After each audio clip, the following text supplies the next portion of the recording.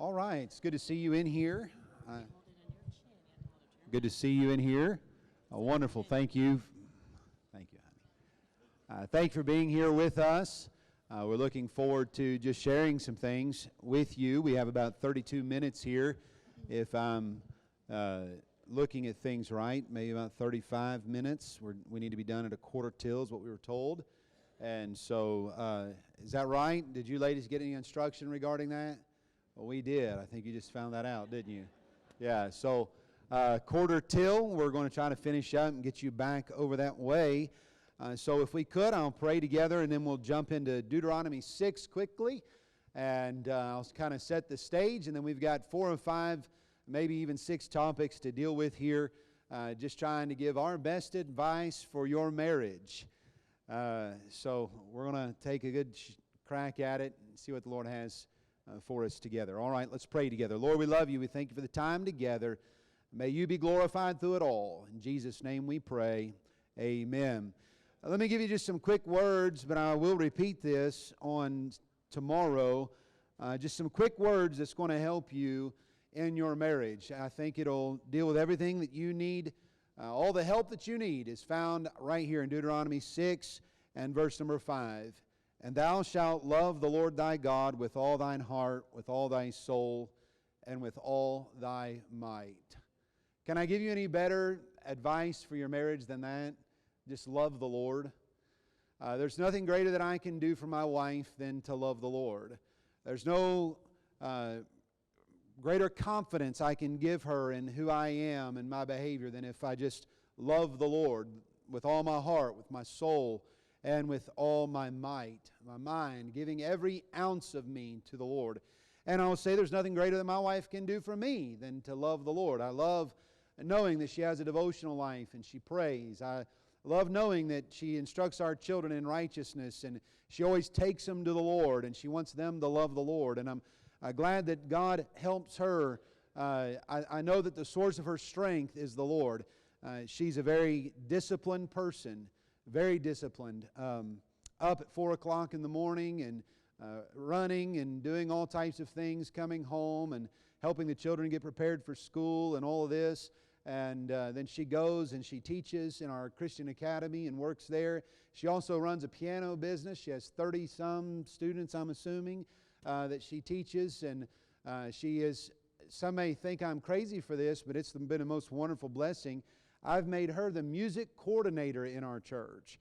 And so she works behind the scenes with all the choir directors and does all the music in our Christian academy, and she chooses all the choir songs and does it all, does a great job with it. So she needs the Lord's strength, and I know she gets it because I know that she's been with the Lord and she loves the Lord with all her heart, with all her mind, and with all her soul and with her might. And there's nothing greater that we can do for our marriage than to love the Lord our God. And so we work at it and we labor at it. We pray together. And so I'd also like for you, just real quick, I'm just trying to set the stage if we could.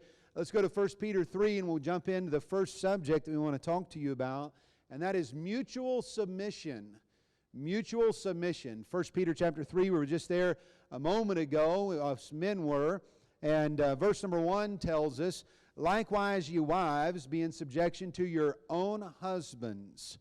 Your own husbands. And then I'd like for you to look down in verse number 7, likewise, ye husbands, dwell with them according to knowledge, giving honor to the wife as the weaker vessel, being heirs together of the grace of life, that your prayers be not hindered. I think what my wife and I have planned here is our submission one to another. And so I'm going to let my wife, if I could, talk about being in subjection to your own husband. Is this right, or am I? Sounds great. Okay, talk to him about. Okay, he's getting like all preachy. I knew this would be difficult. You know, we're both type A personalities. I was telling the ladies this. And so when we sat down to make our outline together, I was like, okay, how to have a happy marriage, don't do an outline together. Yeah, that's right. I was the secretary. He does, she was he does this all the time, so he just needs one word. He can talk, for an hour about one word, but I want points. Like, what are we going to, okay, what about here and all this. So this is me in submission. So this is what it looks like. Be in subjection to your own husband. Tell him about Okay. what this means. Or is that my point? Well, how about I do that one? Okay, you do that one. All right. So we've all heard this, or maybe you haven't, but you need to. Submission is not silence. It's knowing when to speak, how to speak, where to speak, at the right time, the right place. And so our place is in our master bathroom. We have a big bathroom. We have this chair and the edge of the tub, and that's, I'll be like, let's go in the bathroom, talk about it. That's our place. I don't, reprimand my husband in public. That would not be respectful. If you're in the habit of doing that, you should stop. Right. That's not submitting. That's not knowing your place. But neither is being weak and anemic and not having a voice. Neither one pleases the Lord. And so submission is knowing when to speak, how to speak, and where to speak. And then your own husband is the kind of submission that my husband needs is unique for our marriage. It's what's suitable for us, but he's my own. He's my own. Your own husband needs you to be submissive in the ways that he needs you to be. And he'll tell you what they are. He'll show you what that is, and you need to submit that way. Yes, and in marriage counseling and working with young couples often, and one thing that we see is sometimes women want their husbands to be like someone else. Well, that's not how her husband treats her. Well, that's not your husband. You need to be in submission to the way the Lord's made your husband. It's your own husband. And God has put you two together, not you and some fantasy marriage that you have that you think your friend has and it's all hunky-dory, when it may just not be. And so the submission is to your own husband. And did you talk about this one thing?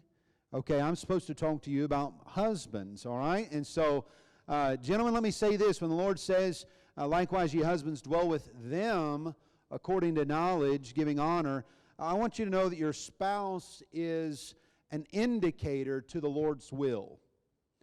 Don't be so proud to think that God only speaks to you. God's going to use you, and He's going to lead you, and He's going to help you give some direction, but your spouse is an indicator to the Lord's will. I don't make any decision about buying cars. I don't even make a decision about where we go to dinner without asking what we've been told to ask, right? Where would you like to go? What would you like to do? And it's an amazing thing to see the Lord. I love fly fishing. Anybody else like to fish? I like trout fishing and fly fishing, right? On the end of the line that lays on the water, there's this little tiny thing, almost about the size of your pinky fingernail, and it's white on one side and orange. Sometimes they're yellow on one side, but you have to watch that indicator on that water because you got your lead line and all that that's going down in the water, and that's where the fish are. And if that fish grabs that thing and that indicator moves in a certain way, that lets you know, boy, I got something on the line. Sometimes you don't feel it. Sometimes you see it. But boy, when that water hits a certain way, that light hits a certain way on that water, sometimes it's hard to see that indicator move and dance a little bit. So you got to pay close attention. You got to be in tune and be waiting for the Lord to speak. And oftentimes, He uses my wife to help me be settled on God's will. Your wife is an indicator to God's will for you. That's a great gift God's given you. Get her advice. Ask her what she thinks. Ask her to pray with you about a certain matter. Have an open heart and say, honey, I think God may be doing something, or there's something in the church, there's just a feeling in the church, or whatever the case may be, it's just not good, or sweetie, there's a spirit in our home that I'm not quite sure about. Where do you think that could be coming from? And often she twitches, and she indicates what God's doing. And it's a wonderful thing to see God do something through your spouse. And so let your spouse be an indicator to the Lord's will. It's a matter of mutual submission, right? By love, what? Serve one another. Yeah, we're to serve one another. And so it's mutual submission. It's not me standing. No, I am to be in submission to her, and she is to be in submission to me. But the reality is we're both on our knees before the Lord. We're just waiting for Him to knight us and lift us up and commission us to go out and do His work. And so let the Lord work in your life. Amen. I want to say something about something else about submission. You know, often we have that one thing that we're not willing to submit. In counseling, I've talked to ladies, and they'll say, well, that's just who I am. He's just going to have to get over that. Or, often it's that one thing that the wife will nag the husband about. Or, the husband is constantly upset with the wife for. And it's that one thing that may be difficult to submit or change. That is submission.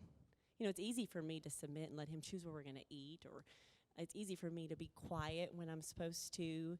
Or submit to him in the purchase of something. That comes easily. But what doesn't come easily is maybe an attitude I have that he doesn't care for, or the way I say something, or a certain thing that I do with the children that I don't think is that big of a deal. Sometimes there are even things that aren't necessarily a bad thing, but it's something that he desires of me to change. A mature Christian can submit even those things. And of course, I'm working on that. Yeah, I am the same. Well, let's talk, if we could then. We've dealt with mutual submission. Let's just follow the order here. How about intimacy? Intimacy. Sweetie, is there anything you'd like to share with them publicly about our intimacy? No. Yeah, me neither. And so keep it private. Keep it private. Get it off Facebook. Keep it private. Don't put it on social media, your intimacy. You certainly understand what I'm talking.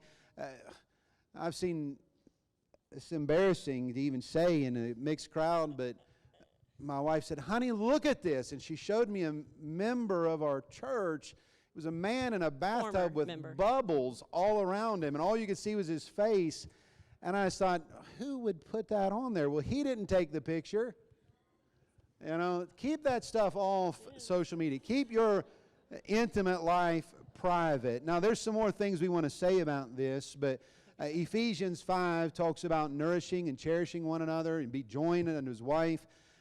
Two shall be one flesh. But the wife, of course, in Ephesians 5:33, she is to see that she reverence her husband. But be careful about living your marriage out on social media. Yes, and be careful about wanting a marriage you assume someone else has off social media. It doesn't have to just be social media. It could be someone that you know.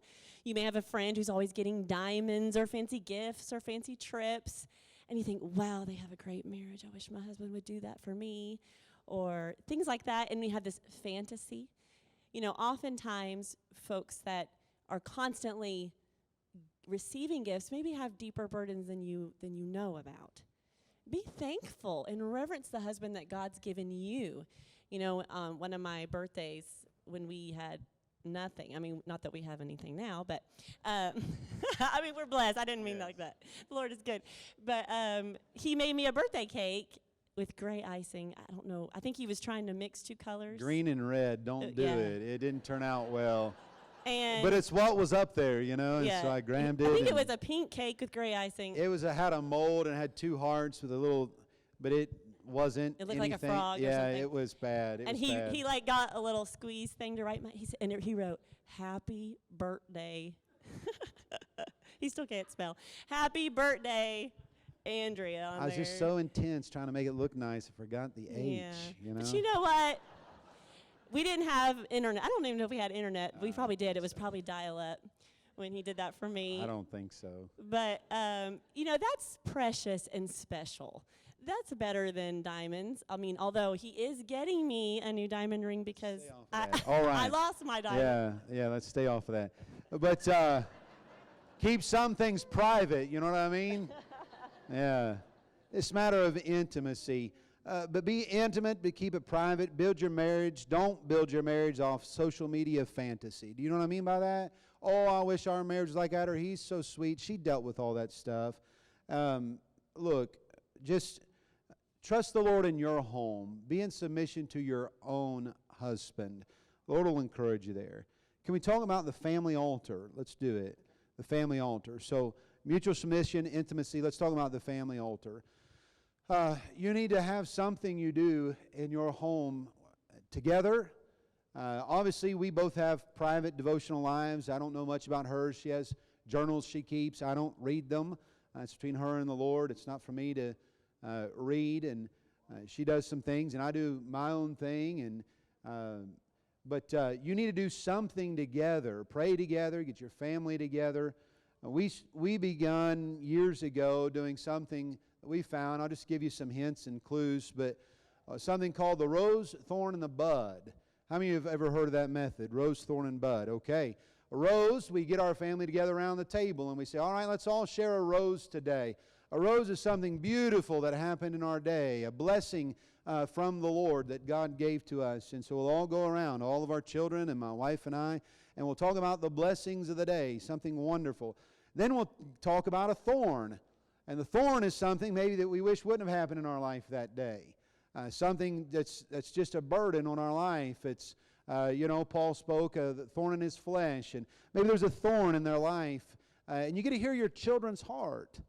You get to hear your spouse's heart. And then we would all share a bud. And a bud would be something that you're trusting the Lord with. You're hoping to see something beautiful that the Lord has put together. And so our children get to share what they're praying about with a burden on their heart. And you get to hear some wonderful things like our kids talk about, I'm praying for this child that rides the bus, or I'm praying that this young person will get into the youth group and really be a part of the thing. You get to hear some wonderful things. Yeah, it opens up opportunity for teaching too, because we have 4 children, and we might hear something like, "Oh, teacher so and so gave me a mark today, and all I did was say, can I borrow a pencil?" Like they have like a attitude. Well, it allows us as parents to say, "Well, were you allowed to talk in class?" "No, ma'am." "Is that respectful?" "No, ma'am." And so we take them to the Lord. Well, you need to please the Lord in that. And it allows us to help them with maybe big problems in their life and point them to the Lord when maybe we wouldn't have heard about it in another way. And it's a nice, safe place to share that. Yes, and one of my great downfalls in leading the family altar is I want everything to be perfect. We determined that we're going to get up early, and we determined that we're going to be ready 30 minutes prior before we leave. We sit down, and we're going through the book of Acts now, and I want to read it. And I don't want anybody to move. I want everything to be perfect. I don't even want somebody Sometimes I need to do the 6-year-old's hair while he's reading the Bible. I don't want anybody bend over and tie their shoe. It's like that should have been done when we started at 7, But I have to come off of that a little bit and realize that somebody's going to sneeze and needs a tissue, And I'm the kind that if it's not going to be perfect, I just don't want to do it. But you have to do it. Get it started. And it's never going to be perfect, but get it started. Have a family altar. Do something. Have some table talks at your home. Make much of your dinner table. I'm stealing some of the stuff I'm going to be preaching on tomorrow morning, but let's make sure we do it. Can we talk about some safety nets in the home? You need a family altar. If you don't have one, start one. Commit to the Lord today to do it and begin a family altar. How about some safety nets in the home, right? 1 Peter 5:8, be sober and vigilant, because your adversary the devil, as a roaring lion, walketh about, seeking whom he may devour. Let's put some safety nets in there. The devil attacks our weak points. It's your home. I'm not going to tell you what to do, but I'll tell you what we're doing in our home. We have an 18-year-old boy, a 15-year-old boy, a 12-year-old girl, and a 7-year-old girl, and they don't have cell phones. And that's intentional.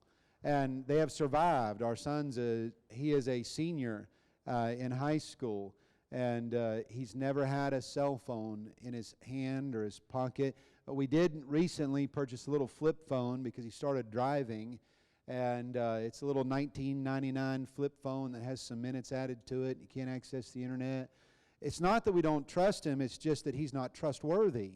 No, I'm teasing. But we don't trust the devil. That's right. The devil desires to have them, and we don't want the devil to have them. We don't want to put the world at their fingertip. These things cause problems. They cause problems. It's a big deal, and so it's so sad because some of our most heartbreaking counseling with folks in our church has been cell phones, and mom and dad say, well, we have filters on there, and we had no idea, and we check their phone, and that there are secrets in every app, and your children know about it, and you don't, and I don't. And you just need to really pray and know God's will for your family regarding cell phones. The thing that concerns me is there's people getting paid millions of dollars to sit in a big conference room somewhere trying to figure out how they can keep you out of their out of your children's life on the internet. And I don't have that kind of money to work at trying to get through all that stuff. And so we're cautious. There's some other things we'd like to share with you about this. Anytime I text someone of the opposite sex, the secretary or folks that work on our staff, I include my wife. My wife includes me anytime she's talking to someone, just to try to help and stay above board and not to injure another marriage. I'm a young man and my wife's a young lady, and I don't want to intrude on someone else's home and on their marriage either. And so we want to try to help with this. We don't have open internet in our home. That's just something we determined we weren't going to do, but we do have a hotspot. So when kids need it for homework, we turn it on, and it can stay with us. That means they just don't have full access in their bedroom. And you say, well, that might be a hindrance to the way you do things. We just found that it's worth it. We just found that it's worth it, and we just want to honor the Lord this way. It's something we've come to in mutual agreement. Yeah, we're very busy people, running, and often our children are, home or driving themselves, and so, as a mom, you're the keeper of the home. That means you're the watchdog. Well, I can't watch, so when you set up safety nets, the devil's still going to try to get in. And he can. He has his ways.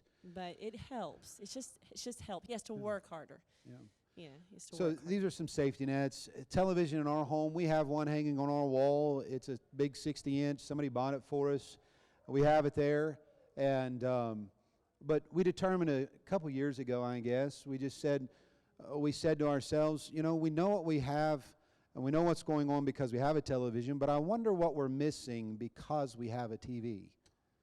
Not what we're missing because we don't have one. What are we missing because we do have one? And so we did cut the cable. We'll still, every once in a while, turn on something on Prime or something of that nature and watch as a family and have a good time. But someone asked me the other day, they said, what about all this Omicron stuff? And I said, what? What is that?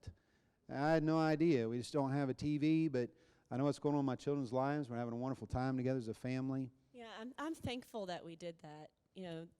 My husband led us in that way. The Lord laid on his heart, and he led us that way. And I'm thankful that we don't, because our family is so much richer in the Lord. Yeah. At first I thought, okay, like that, let's try it. It was real hard between Thanksgiving and Christmas. Yeah, sports. But you found a way. But the Lord's good. Amen. I am the biggest West Virginia Mountaineer fan you'll find. My office was decked out with it all. My wife did all that for me and all this. And the Lord just really put it on my heart. I would get nervous during the ball game so much so that I had to get up. And I was just like shaking inside when it was a close game. And I thought, how ridiculous is this?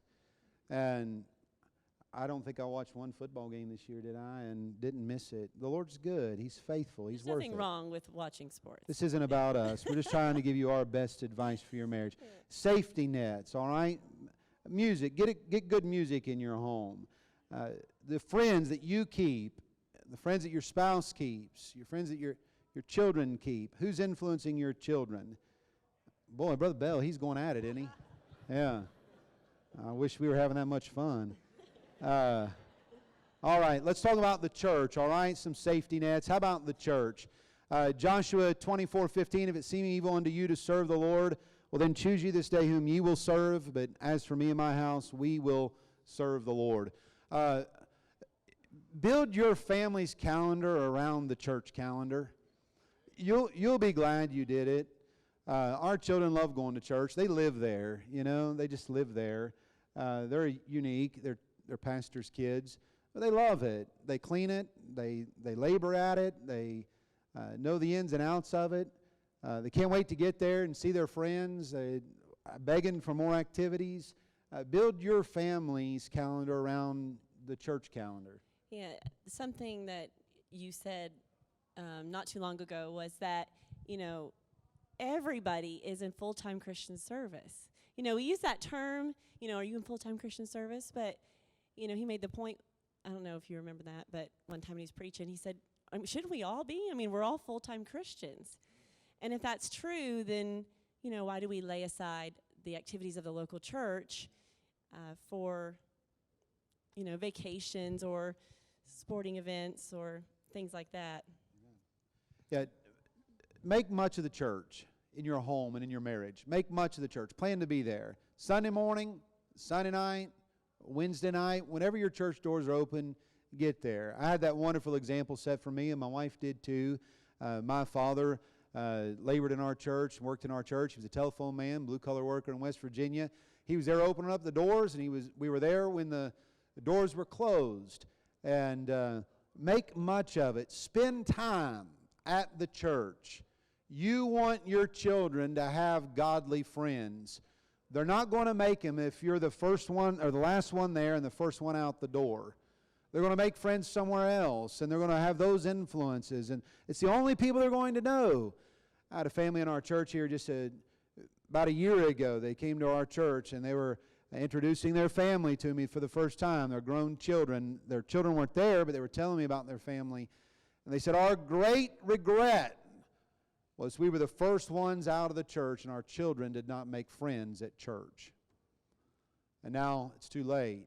They're in their 70s, and they just wish that they would have spent more time at the church so their children could have had good influences and had good friends. Make much of the church. That reminds me of something I heard in a message recently that I was listening to. The preacher said, we're so good about claiming God's promises, like God will take care of my needs and Lord's got my back. We make statements like that, and we love claiming his promises, but we're not so quick to claim his commands.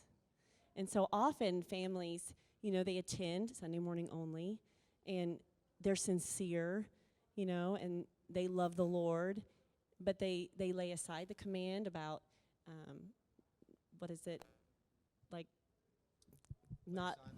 about not getting together.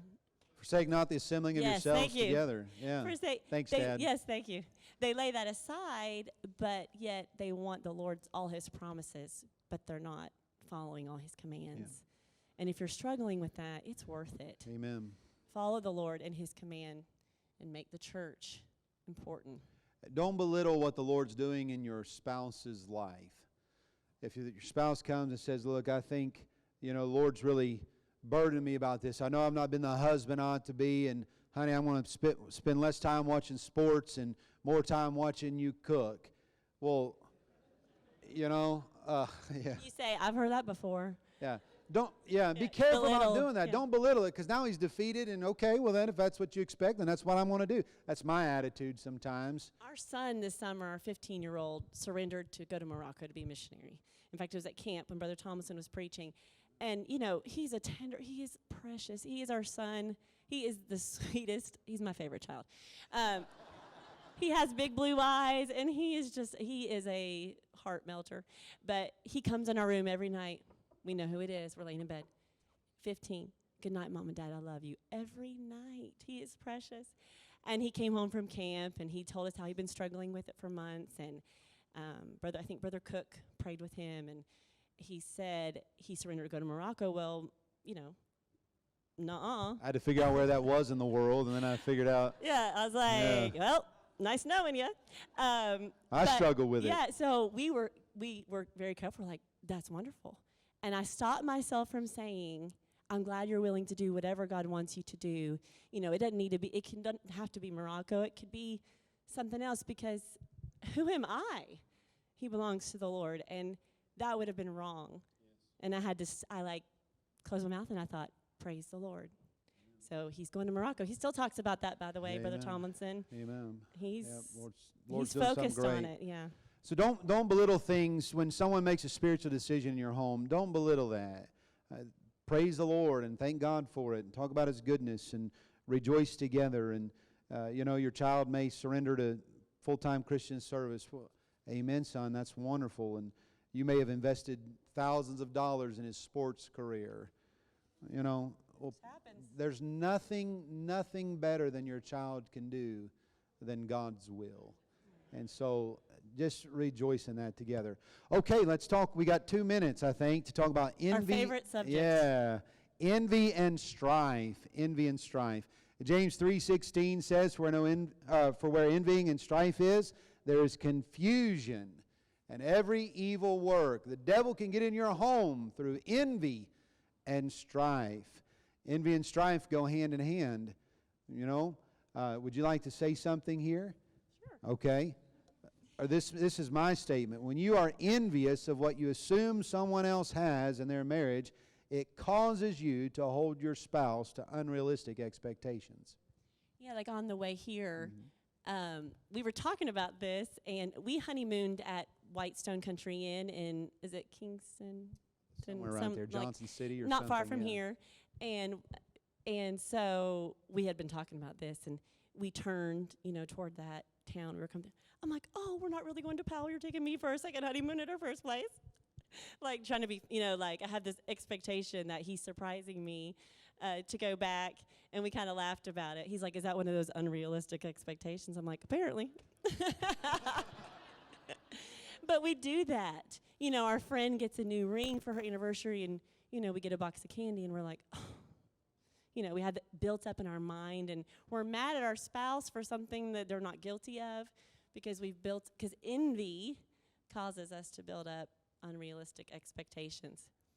I love social media, don't you? It destroys and puts thoughts in our minds that it can be used for good, no doubt. We do, but be careful about that. When it's a matter of strife, I want to encourage you, talk it out. Us men, we just heard about yelling at our wives. Talk it out. And then listen to one another. Really listen. Really listen.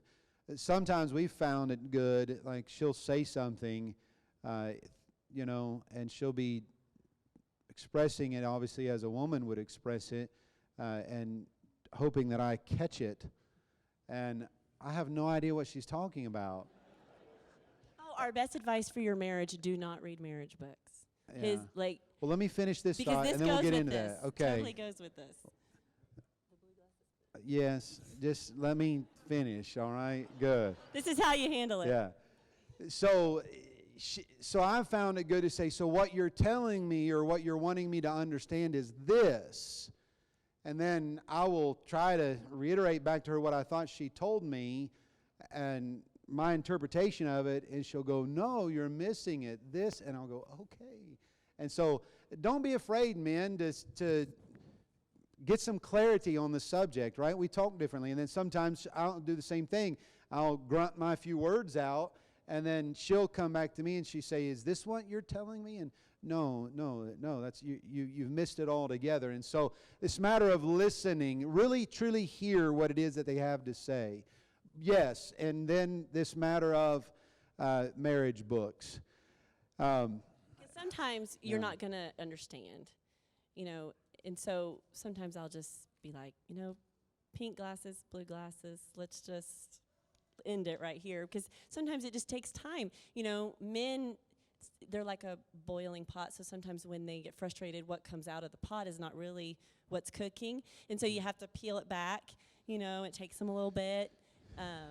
That's why it's good for them to talk it out, and then finally you're like, oh, why don't you just say that in the beginning? That's what it is. Yes, it is. It's true. But we never have. My grandfather, never. You can tell, right? My grandfather pulled me into a room right before we were getting married. My grandpa Ted, he went home to be with the Lord this year, and he said, son, I want to give you some marriage advice. Don't let the sun go down upon your wrath. If you need to stay up all night to figure it out, don't go to work the next day not having settled the issue in your marriage. And we've tried to do that the very best we can, and there's been some 2 and 3 and 4 o'clock in the mornings. But when it's all said and done, I'm able to leave the next morning. We're able to kiss one another and love one another, and we've grown together. And so talk it out. Don't let the sun go down upon your wrath. Get it together and give it to the Lord, and thank God that He gave you a spouse. Men, say I'm sorry, but it's not just I'm sorry. That's not an apology. He's still going, so I can still go, all right? Saying I'm sorry is not an apology. It's not good enough. I'm sorry. Will you forgive me? What that does is that puts the burden on her now. Yeah. So if all you do is say, I'm sorry, I'm sorry, I'm sorry, I'm sorry. Well, that doesn't settle it in her heart. You need to say, will you forgive me? because that's really what you're after. She knows you're going to do it again, right? We're not perfect, but you need to help her heart to have something. So now the ball's in her court, and now it's up to her whether she's going to forgive you or not. Yeah, somebody has to die. Yeah. To self. Yes. Somebody has to die. Somebody has to die. Yeah. I don't mean literally. I mean inside. I die daily, like the Bible says.